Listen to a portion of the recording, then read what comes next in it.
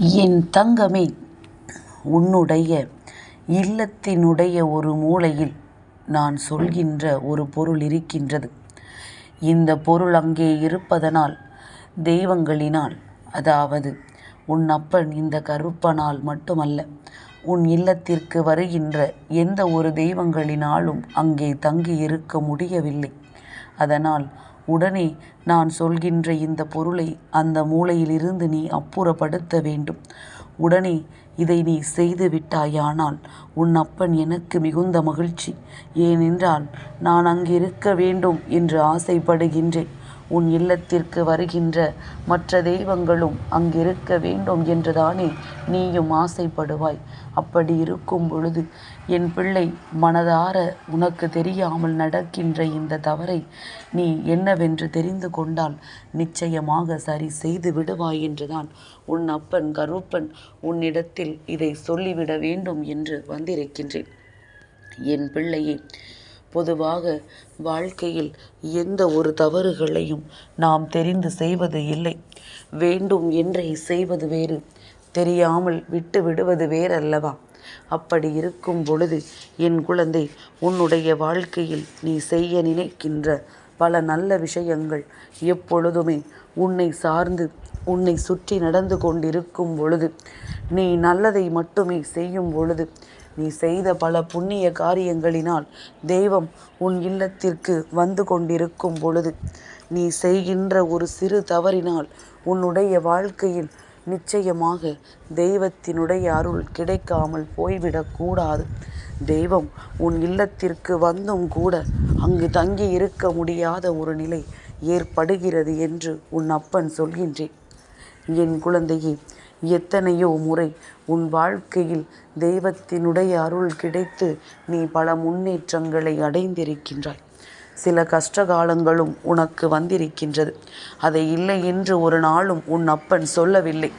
அப்படி என்னால் சொல்லவும் முடியாது. ஏனென்றால் நீ அனுபவித்தது உன்னுடைய கஷ்டங்களை அல்லவா? நீ மட்டும்தானே அதை ஏற்றுக்கொண்டாய். உடனிருப்பவர்கள் கூட யாரும் அதனை பகிர்ந்து கொள்வதற்கு வரவில்லை.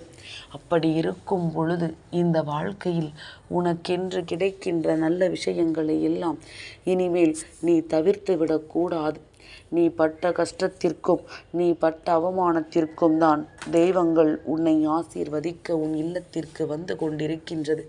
மற்ற விஷயங்களில் எல்லாம் கவனத்தை செலுத்திய உன்னுடைய மனது சில நேரங்களில் இது போன்ற விஷயங்களில் கவனம் செலுத்தாமல் விட்டு விடுகின்றது.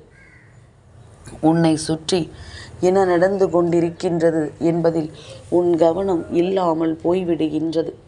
அப்படி இருக்கும் பொழுது நாம் என்ன செய்ய வேண்டும் என்று என் பிள்ளை கேட்கின்றாயல்லவா? அப்பா கருப்பா, நீ சொல்லிவிட்டால் நான் அதை செய்யாமல் இருந்து விடுவேனா? தெய்வமே கதி என்று இருக்கின்ற எனக்கு தெய்வம் இல்லத்திற்குள் வரவில்லை என்ற சொல்லை கேட்கும் பொழுது எத்தனை வேதனையாக இருக்கிறது என்று என் பிள்ளை நீ சொல்கின்ற அந்த வார்த்தை என் செவிகளில் நன்றாகவே கேட்கின்றது. என் குழந்தையே, இந்த கருப்பன் நான் உன்னுடைய வாழ்க்கையில் நடத்துகின்ற ஒவ்வொரு விஷயங்களுக்கு பின்னாலும் ஒரு காரணம் இருக்கும் என்று நீ நம்புவது உண்மை என்றால் இன்றும் நான் சொல்வதில் இருக்கின்ற உண்மையை நீ புரிந்து கொள்ள வேண்டும்.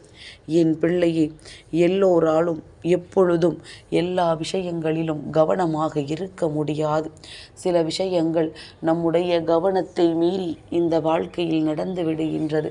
சில விஷயங்கள் உனக்கு என்னவென்றே புரியாமல் சென்று விடுகின்றது. அப்படியானால் என்ன நடந்தாலுமே அதிலிருந்து உன்னுடைய வாழ்க்கையை நீ மீட்டெடுக்க வேண்டும். உன்னுடைய தெய்வத்தின் அருளை நீ நிச்சயமாக பெற்றுக்கொள்ள வேண்டும். என் குழந்தையே, இதிலும் ஒரு காரணம் உண்டு. என்ன தெரியுமா? எல்லோராலும் இந்த வாக்கை கேட்க முடியாது.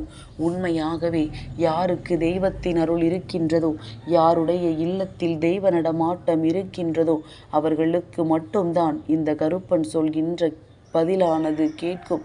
ஏனென்றால் எல்லோராலும் எளிதில் பெற்றுவிட முடியாத விஷயம், எல்லோருக்கும் வாழ்க்கையில் நடந்திராத ஒரு விஷயம் அல்லவா அவர்கள் இல்லத்தில் தெய்வம் தங்குவது என்பது. அதனால் தெய்வம் தங்குகின்ற இந்த நேரத்தில் உன்னுடைய வாழ்க்கையில் இருக்கின்ற விஷயங்கள் ஒவ்வொன்றும் நிச்சயமாக உன்னை நல்வழிப்படுத்தும். நீ இதை கேட்டு உன் இல்லத்தில் இந்த தவறை மட்டும் சரி செய்து விட்டாய் என்றால், இந்த மூலையில் இருக்கின்ற இந்த பொருளை நீ எடுத்து வெளியே வீசி விட்டாய் என்றால், அதன் பிறகு எந்த ஒரு தயக்கமும் உனக்கு தேவையில்லை, எந்த ஒரு பயமும் உனக்கு தேவையில்லை. உன் வாழ்க்கையில் நடப்பது அத்தனையும் உனக்கு நன்மைக்கே என்று நிச்சயமாக புரிய வரும். என்ன நடந்தாலும் எது வந்தாலும் என் குழந்தை, நீ எல்லாவற்றையும் தாண்டிய ஒரு சூழ்நிலையை இந்த வாழ்க்கையில் பெற்றுக்கொள்ள முயற்சிகளை செய்யும் பொழுது கருப்பன் சொல்கின்ற வார்த்தைகளும் உனக்கு மிக பெரிய பலன்களை கொடுக்கும் என்பதனால்தான் அப்பன் மீண்டும் மீண்டும் உன்னை தேடி வருகின்றேன். அப்பா, என்ன பொருள் என்று சொல்லிவிடு அப்பா, என்னால் பொறுத்து கொள்ள முடியவில்லை என்று சொல்கின்ற என் பிள்ளையே, என் குழந்தையே, உன்னுடைய இல்லத்தின் மூலை முடுக்குகளில் தூசியானது இருக்கின்றது. அதாவது நூலாம்படை என்று சொல்லக்கூடிய அந்த தூசி அங்கே இருக்கின்றது. ஒட்டடைகள் அதிகமாக இருக்கின்றது. என் குழந்தையே, எவ்வளவுதான் நீ சுத்தமாக வைத்து தெய்வத்தை வணங்கி இருந்தாலும் பூஜை அறையில் ஏதேனும் ஒரு மூலை முடுக்குகளில் இது போன்ற ஒட்டடைகள் இருக்குமானால் அங்கே எதிர்மறை ஆற்றல் அதிகமாக இருக்கும். எதிர்மறை சக்திகள் உன் இல்லத்திற்குள் வந்தால் எங்கே தங்கி இருக்கும் என்று நினைக்கின்றாய்? இது போன்று சுத்தமில்லாத இடத்திற்குள் அது தங்கி இருக்கும். இது போன்று சுத்தமில்லாத விஷயங்களில் அது நிச்சயமாக தங்கியிருந்து உன்னுடைய குடும்பத்திற்கு மிகப்பெரிய கெடுதல்களை ஏற்படுத்தி கொடுக்கும். அப்படித்தான் இன்றும் உன் அப்பன் நான் சொல்கின்ற விஷயங்கள், இந்த விஷயங்கள் அத்தனையுமே உன்னுடைய வாழ்க்கையில் இருந்து உனக்கு மிகப்பெரிய கஷ்டங்களை கொடுக்கும் பொழுது, என் பிள்ளை, இந்த வாழ்க்கை எதையெல்லாம் உனக்கு நடத்துகிறது என்பதில் நீ சற்று கவனத்தோடு எண்ணிப்பார். அதுபோன்று உன்னுடைய இல்லத்தின் பூஜை அறையில் எப்பொழுதுமே காய்ந்த மலர்கள் இருக்கக்கூடாது, மலர்கள் வாடியும் இருக்கக்கூடாது. என் பிள்ளையே, நீ மலரையே தெய்வங்களுக்கு சூட்டவில்லை என்றாலும் பரவாயில்லை, காய்ந்த மலர்களையோ வாடிய மலர்களையோ ஒரு நாளும் பூஜை அறைக்குள் வைத்து கொண்டிருக்காது. அப்படி வைக்கும் பொழுது நிச்சயமாக அதனால் உன்னுடைய இல்லத்தில் பூஜை அறையில் தெய்வம் தங்காது. அது அவர்களை அவமரியாதை செய்வதாக மாறிவிடும். உடனே அங்கிருந்து கிளம்பி விடுவார்கள். இதனை புரிந்து கொண்டு என் பிள்ளையே, இன்று நீ அதனை சட்டென்று செய்துவிடு. இந்த மாதம் முழுவதும் கார்த்திகை மாதம், அதனால் 2ஆம் தேதிதான் இன்று ஆரம்பித்திருக்கின்றது.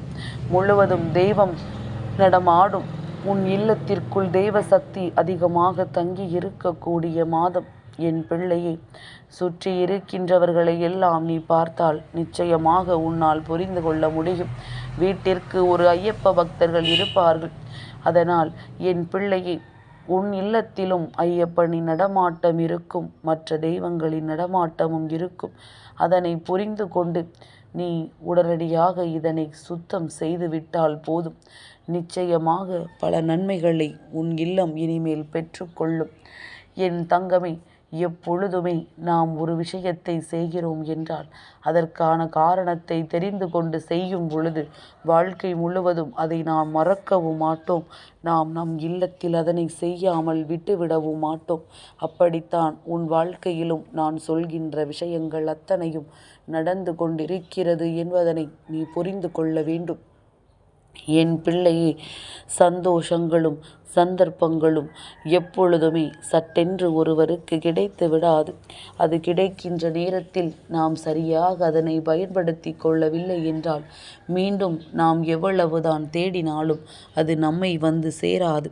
அதனால் கிடைக்கின்ற வாய்ப்புகளை சரியாக பயன்படுத்தி தெய்வம் உள்ளே வருகின்ற நேரத்தை உனதாக்கி அதில் இருக்கின்ற தவறுகளை சரி செய்து விட்டாயானால் நிச்சயமாக நீ எதிர்பார்க்கின்ற அத்தனை விஷயங்களுமே உன்னை சுற்றி சட்டென்று நடக்கும்.